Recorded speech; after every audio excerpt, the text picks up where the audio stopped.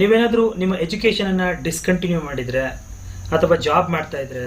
ಅಥವಾ ನಿಮಗೆ ಎಜುಕೇಶನ್ ಅನ್ನು ಕಂಟಿನ್ಯೂ ಮಾಡೋದಕ್ಕೆ ನಾವು ಎಕನಾಮಿಕಲಿ ಸ್ಟೇಬಲ್ ಇಲ್ಲ, ಅಷ್ಟೊಂದು ದುಡ್ಡೆಲ್ಲ ಕಟ್ಟಿ ನಾನು BA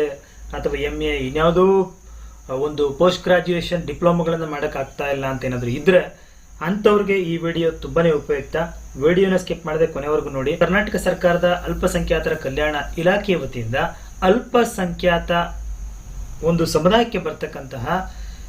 ವಿದ್ಯಾರ್ಥಿಗಳಿಗೆ ಈ ಒಂದು ಯೋಜನೆಯನ್ನ ತುಂಬಾನೇ ಅನುಕೂಲ ಆಗುತ್ತೆ ಯೋಜನೆ ಅಂತಾನೆ ಹೇಳ್ಬೇಕು.